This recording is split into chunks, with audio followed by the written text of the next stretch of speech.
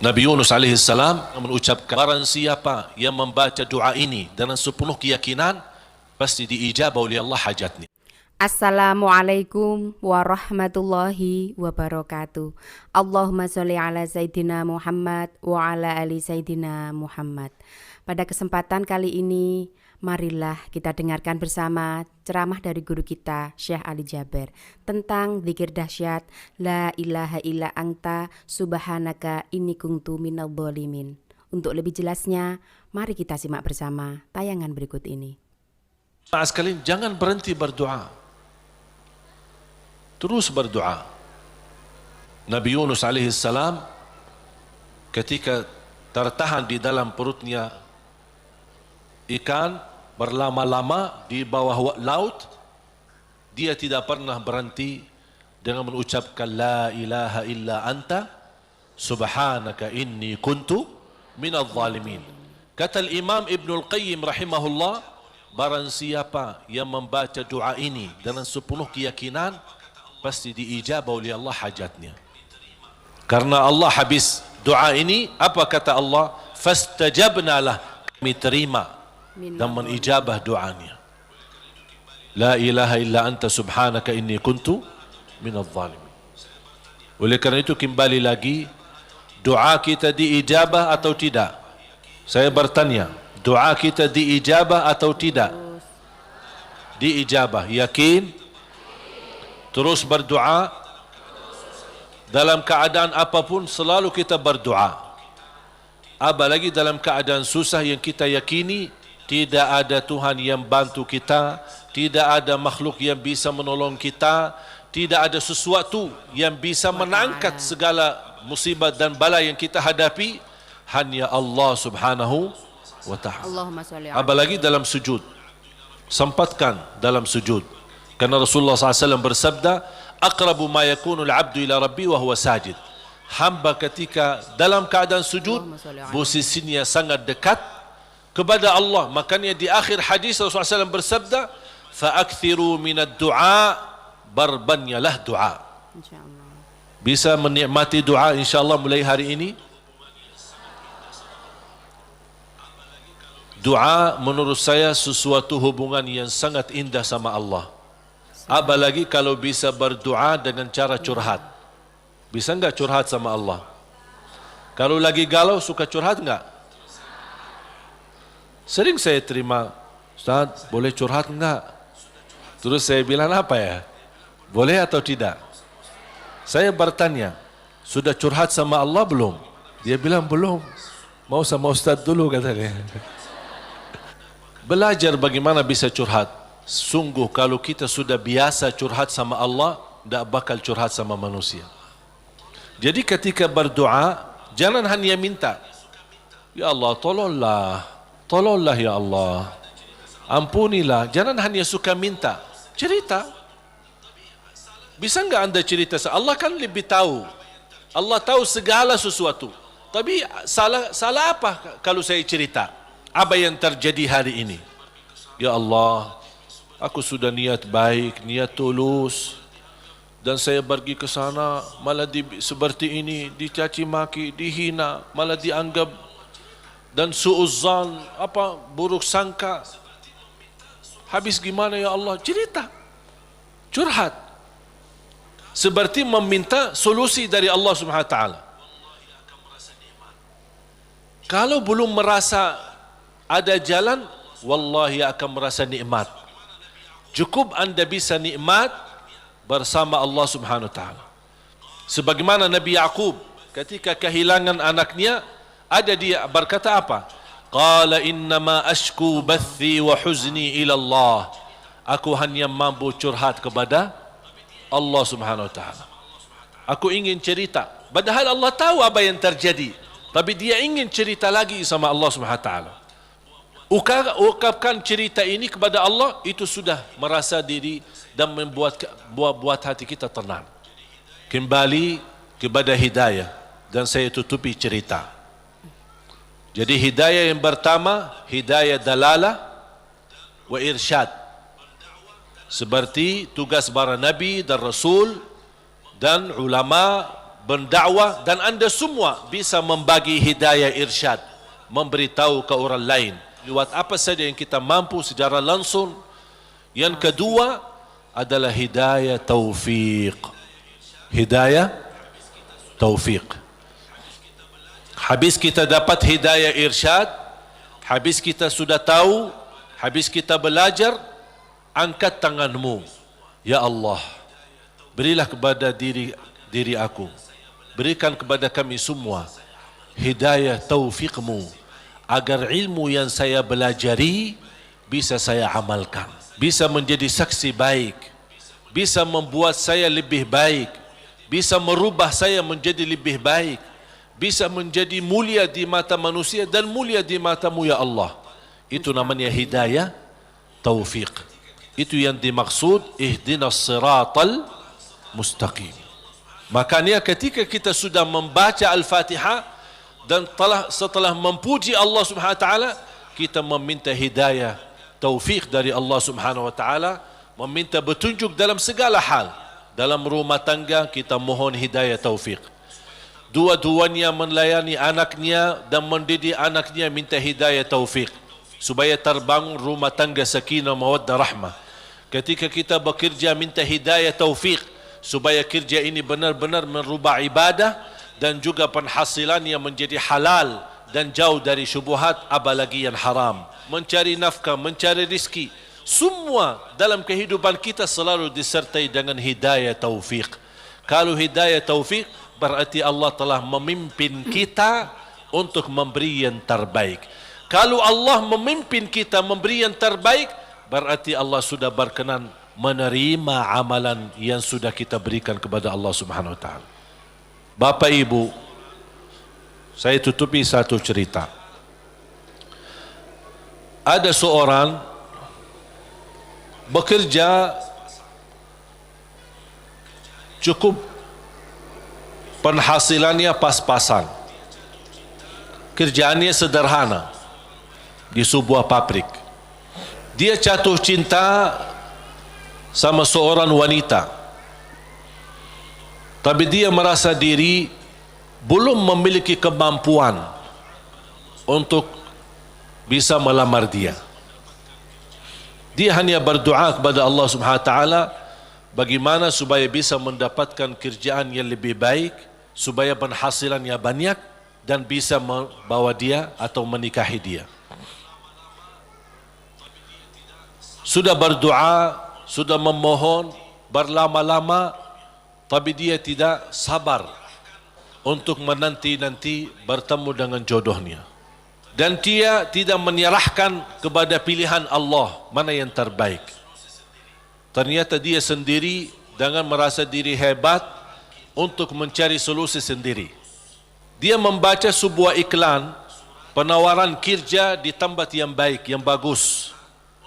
Dia membuat surat memundurkan diri dari tempat kerjaan untuk melamar kerjaan yang baru.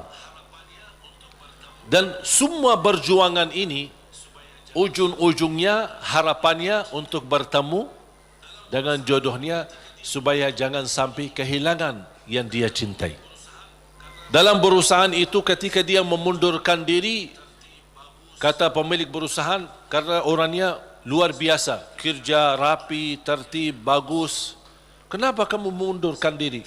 Saya dapat kerjaan di tempat lain yang lebih bagus. Sambil ditawarkan kenaikan gaji walaupun tidak sebanyak perusahaan baru, tapi tetap dia mengambil keputusan mundurkan diri. Dia mundurkan diri dengan harapan mudah-mudahan diterima di tempat kerjaan yang baru. Dalam perjalanan lewati lampu merah, di lampu merah berikutnya ada melanggar lampu merahnya dan menabrak mobilnya karena kecelakaan. Akibat kecelakaan itu lumpuh kakinya, masuk ke rumah sakit. Dari hasil kecelakaan ini dia kehilangan kerja yang lama, kehilangan kerja yang baru. hilang dua-duanya. Berharap selama dia di rumah sakit, barangkali si perempuan yang selama ini dia cintai bisa datang. Ternyata berhari-hari tidak pernah datang. Di SMS tidak dibalas, di telefon tidak diangkat. Tapi dia tidak pernah putus asa karena masih cinta sama dia. Habis dia berupaya dan bekerja keras dari rumah sakit, akhirnya datang yang menjadi harapan dia, calon istrinya. Melihat keadaannya sudah tidak ada kaki, dalam keadaan tidak bisa bergerak, tidak bisa berbuat apa-apa. Datang melihat keadaannya, si calon istrinya ikut sedih, tapi tidak berbanyak bicara. Kemudian dia meninggalkan rumah sakitnya dan dia SMS kepada si laki, mohon maaf, barangkali kita bukan jodoh. Soalnya ada seorang yang datang ke rumah bapa melamar saya. Hati. Bertambah sakit. Sakit kaki ditambah sakit hati. Yang menabrak dia ketika kecelakaan ternyata seorang perempuan cantik dan dari keluarga yang kaya. Dan subhanallah, karena si perempuan ini merasa diri bersalah, selama di rumah sakit si perempuan ini terus melayani dengan ikhlas dan tulus. Si laki ini masih hatinya ke si perempuan itu. Sampai alhamdulillah selesai dirawat di rumah sakit, dipindahkan ke rumahnya. Pas sampai ke rumahnya, masih si perempuan cantik itu suka datang ke rumahnya melayani. Dan ada ibunya juga, ibu si laki itu. Lama kelamaan sudah mulai terbawa hati dan perasaan. Tapi dia merasa malu. Wanita ini cantik, dari keluarga yang kaya, aku orang susah. Dulunya aku bekerja aja pas-pasan, apalagi sekarang tidak ada kerja. Dalam keadaan, kalau saya bicara sama dia, kira-kira mau enggak sama aku? Dia masih belum meyakinkan. Dia hanya menyerahkan kepada Allah Subhanahu wa taala. Ketika satu saat pagi hari, dia sudah merasa setiap pagi menunggu si perempuan datang, karena dia suka rutin, ikhlas, tulus untuk datang melayani. Di pagi hari menunggu datang si perempuan, seperti biasa bikinin teh, terus datang, siapin sarapan, walaupun ibunya ada. Tapi dia sudah merasa diri bersalah, ingin membalas, ingin berbuat sesuatu. Dan langsung perempuan berkata, aku ingin sampaikan sesuatu, boleh? Kata si laki, saya juga ingin menyampaikan sesuatu. Tapi tak apa-apa, kamu duluan. Langsung si perempuan dengan keberanian, dia berkata, mau enggak berkenan saya jadi istrimu? Sama dengan harapan dia. Dia langsung kaget. Seperti perasaan yang sama, keinginan yang sama, hati yang sama. Tapi langsung kata beliau, apa yang saya bisa berikan? Saya orang biasa, orang miskin, dalam keadaan begini, tidak bisa bekerja. Langsung perempuan ini, jangan fikirkan soal kerjaan. Ayah saya seorang pemilik perusahaan besar. Saya bisa mendapatkan kerjaan di tempat ayah saya. Langsung kata dia, bagaimana aku bisa bekerja dalam keadaan begini? Kerjaan kamu mudah di kantor, tidak perlu di lapangan. Jadi dapat kerjaan yang jauh lebih enak, gaji lebih besar, dengan istri yang lebih cantik. Gimana si wanita itu? Si perempuan itu yang melamar dia sudah nikah, ternyata hasil nikahnya tidak bertahan lama, cerai. Kenapa cerai? Karena tidak bisa punya keturunan. Sedangkan si laki yang kena kecelakaan, dia ingin nikahi perempuan itu karena ingin mendapatkan keturunan, karena dia suka sama anak-anak. Allah tahu kesukaan dia tidak akan dapat dengan perempuan ini, makanya Allah memilih dia dapat perempuan yang jauh lebih cantik, lebih kaya, bahkan terjamin mendapatkan keturunan walaupun kecelakaan. Bisa. Walaupun kecelakaan. Bisa enggak faham dari cerita ini? Pilihan Allah itulah yang terbaik, walaupun karena kecelakaan. Artinya apa? Yang terbaik. Orang kecelakaan atau tidak kecelakaan, yakini pilihan Allah itulah yang terbaik. Makanya saya usulkan, kalau anda berdoa meminta sesuatu, disertai doamu dengan kata, ya Allah, kalau memang ini yang baik, mudahkan. Kalau ya Allah melihat ada yang lebih baik, berilah yang terbaik. Soal lamar kerja, soal jodoh, apapun langkah yang anda ingin ambil keputusan, minta sama Allah, ya Allah, kalau memang keputusan saya ini itulah yang terbaik, mudahkan. Kalau tidak baik, ya Allah, pilihlah yang, tunjukkanlah kepada saya yang lebih baik. Percaya, Allah tidak ingin membuat kita susah, makanya jangan kita membuat diri susah. Allah akan memberi yang terbaik walaupun prosesnya lewat ujian. Karena bisa jadi melalui ujian anda bisa menjadi jauh lebih mulia dan jauh lebih terkabul hajat sesuai pilihan Allah Subhanahu wa taala. Demikian pembahasan kita kali ini. Semoga kita semua bisa istiqomah mengamalkannya. Amin, amin, ya Rabbal Alamin. Wassalamualaikum warahmatullahi wabarakatuh.